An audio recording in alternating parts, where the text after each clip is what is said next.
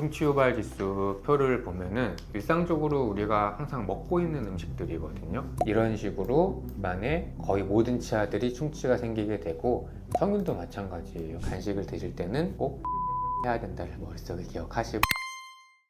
안녕하세요, 바른치과의사 백승우입니다. 콜라를 많이들 좋아하시죠? 예전부터 콜라를 마시면 부모님들이 이가 썩는다고 해서 많이 마시지 말고 마시려거들랑 빨대로 먹어라, 뭐 이런 말들 많이 들으셨을 거예요. 최근에 그 대한치과의사협회에서 발표한 충치 유발 지수가 조금 이렇게 이슈가 되고 있는데, 그 충치 유발 지수를 보여주는 표를 보면 콜라랑 사과가 충치 유발 지수가 같게 나와서 많은 분들이 콜라가 이에 안 좋은 건 알겠는데 우리 건강에 좋다는 사과가 충치 유발 지수가 어떻게 콜라랑 같지? 라고 궁금해 하시는 분들이 많습니다.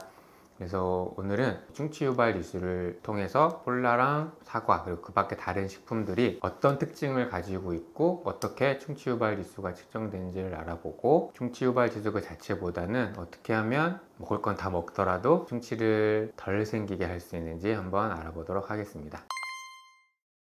치과의사협회에서 이제 발표한 거를 보면은 어떻게 측정했는지 정확하게 나와 있지는 않은데, 구강보건학 책에서 보면은 충치 유발 지수 비슷한 내용들이 있고, 대부분은 음식에 들어있는 당 성분의 정도나 아니면 음식물이 치아에 얼마나 잘 붙는지를 수치화해서 나타난 거를 충치 유발 지수라고 합니다. 다들 이제 단 거 먹으면 당연히 이제 충치가 생기겠거니 하시는데, 왜 그러면은 단 거를 먹으면 이가 썩을까? 우리 입안에는 정말 많은 세균들이 있고, 세균의 종류와 세균의 수만 보면 주변에서 가장 더럽다고 생각이 드는 화장실에 있는 변기보다 입안의 세균이 훨씬 더 많다고 합니다.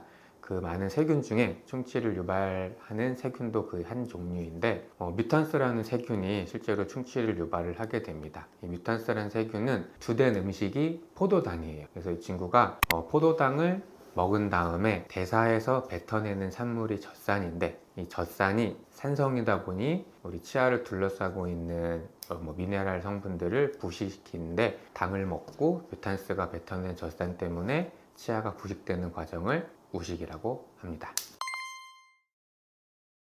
아무래도 치과의사협회에서는 많은 분들에게 어떻게 하면은 치아 건강을 잘 유지할 수 있을까, 이런 대부분 홍보 같은 게 필요했을 텐데요. 여러 가지 음식들 중에 이제 충치를 유발할 수 있는 식품들이 많이 있으니까 이런 음식들을 먹으려도 주의를 해서 먹어야 되고, 가급적이면 피해라. 그래서 충치 유발이 잘 되는 음식들을 연구를 하고 수치화해서 발표한 것 같습니다.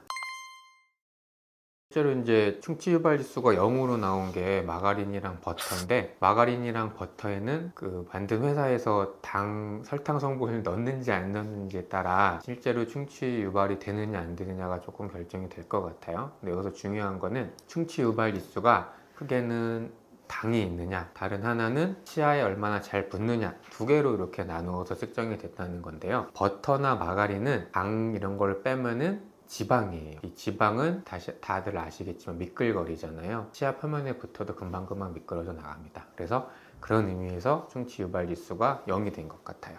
그에 반면에 이제 다들 궁금해 하셨던 사과 같은 경우는 과일인데 왜 충치 유발 지수가 높을까? 사과는 대표적으로 우리가 섬유질이 굉장히 많은 과일 중에 하나인데, 특히 또 사과는 또 당도가 높으니까 포도당, 과당, 여러 가지 당이 섞여 있어요. 사과는 두 가지의 성질을 다 가지고 있는 거죠. 충치 유발 지수의 측정에 필요한 당 성분도 갖고 있고, 치아에 잘 머무를 수 있도록 도와주는 섬유질 덩어리니까 버터나 마가린에 비해서 당연히 충치 유발 지수가 높게 나올 수밖에 없습니다. 콜라는 사과랑은 다른 방법으로 저희가 이해를 해야 될 텐데, 충치를 일으키는 원인은 당이고, 그 당을 세균이 먹어서 배출한 젖산이 치아를 부식시켜서 충치가 유발되는 거라고 아까 말씀드렸는데, 콜라는 굳이 당이 필요 없어도 거기가 이미 산성이죠. pH가 2.5 정도 되게 엄청나게 산성도가 높은 그 음료수이기 때문에 들어가는 족족 치아를 그냥 부식시키는 거죠. 그래서 충치 유발 지수가 높게 나온 겁니다. 우리가 집에서 흔히 먹는 과일 중에 사과랑 비슷한 게 배가 있죠. 근데 배는 충치 유발 지수에 포함이 되어 있지 않습니다. 그러면 배는 그러면 왜 사과랑 비슷한데 충치 유발 지수가 이렇게 나오지도 않을까 생각해 볼 수 있는데요. 배는 사과랑은 섬유질의 성분이 다릅니다. 우리 배를 먹게 되면 오돌토돌 하잖아요. 사과는 입에 잘 붙는 섬유질이 들어있고 배는 치아에 잘 붙지 않는 섬유질 덩어리로 되어 있기 때문에 실제로 배는 치아에 머무는 시간이 굉장히 적다고 합니다. 그래서 똑같이 섬유질이 들어간 과일이지만 사과는 치아에 머무는 시간도 많고 당 성분이 높기 때문에 충치 유발 지수가 높고 배는 그렇지 않은 거예요. 그래서 사과 같은 과일을 드시고 나서는 바로 양치질을 하시는 게 아무래도 충치를 유발하지 않는 데 도움이 될 것 같고요.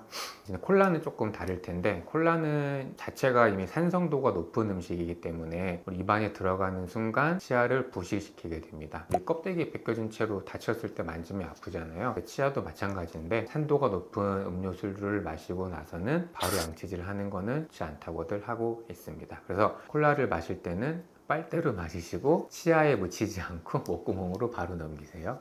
콜라를 안 드시는 게 제일 좋아요. 그리고 이제 충치 유발 지수가 굉장히 높은 음식들 중에 라면도 있고 초콜릿, 사탕, 비스킷, 과자 이런 것들이 있는데 충치 유발 지수가 높은 대부분의 음식들은 탄수화물입니다. 탄수화물 중에서도 가공된 탄수화물이에요. 과자가 대표적이죠. 가공되면 제가 알기로 그 전분 그런 성분들이 많이 들어가기 때문에 그냥 가공되지 않은 탄수화물보다 더 끈적끈적한 상태로 치아 표면에 머물 수 있는 환경을 제공할 수 있기 때문에 가공된 탄수화물들이 충치 유발 지수가 굉장히 높게 나오고 있습니다. 그리고 충치 유발 지수를 보면은 요구르트가 또 콜라보다 높게 나와 있어요. 이게 당연한 거라고 생각할 수 있는데 요거트는 우리 대표적인 발효식품이잖아요. 발효식품인 젖산이 뮤탄스가 설탕을 먹고 배출하는 그 젖산이랑 똑같은 거예요. 그래서 요거트 자체가 발효식품이고 안에 젖산이 들어있다 보니 요구르트는 산도가 굉장히 높습니다. 그래서 어렸을 때 애기들 중에 요구르트 굉장히 좋아하고 요구르트를 그냥 마시는 게 아니라 입에 머금은 채로 오래 물고 있는 친구들 굉장히 충치가 잘 생깁니다.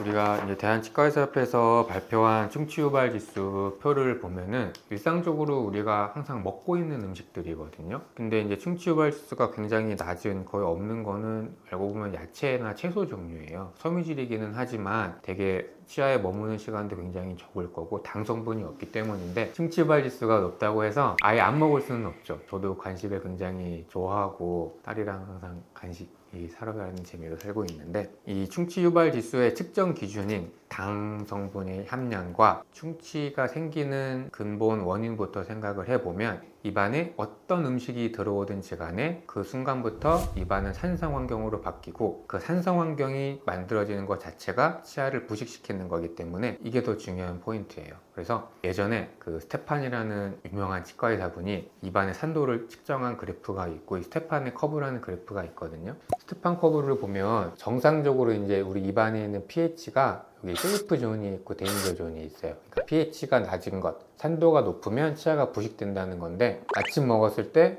입안에 음식이 들어왔으니까 산성으로 변해서 데인저 존으로 가고 간식 먹고 데인저 존으로 가고 점심 먹고 산도가 떨어지고 간식 먹고 떨어지고 저녁 먹고 떨어지고 산성 환경으로 가는 것 자체가 중요한 거거든요. 그러면 간식을 어떻게 먹어야 되느냐? 조금씩 잘게 자주 먹으면 입안이 산성 환경으로 바뀌는 횟수가 늘어나는 거예요. 그래서 우리가 하루 3번 밥을 먹고 간식을 먹는다고 할 때는 왕창 빈도수를 낮춰서 간식을 먹어야 됩니다. 그래서 조금씩 새콤달콤 30분에 하나씩 먹는 것보다 아침 먹고 점심 먹고 조금 이렇게 입이 심심할 때 새콤달콤 한 통을 다 드세요. 그리고 양치질을 하시는 게 훨씬 더 충치가 안 생길 거라고 생각이 듭니다.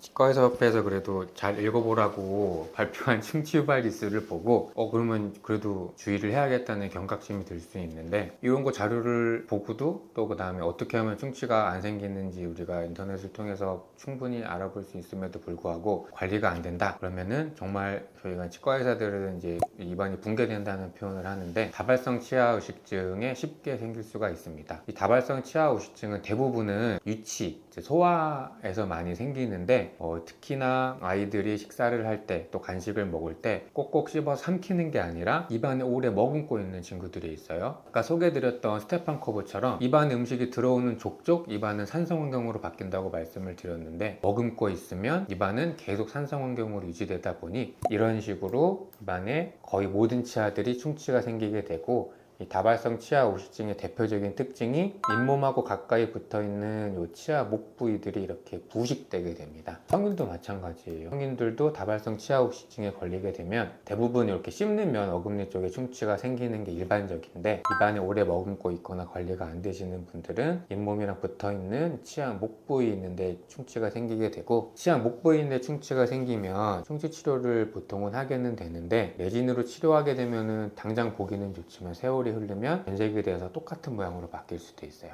그래서 간식을 드실 때는 꼭 양치질을 해야 된다를 머릿속에 기억하시고 드셨으면 좋겠습니다.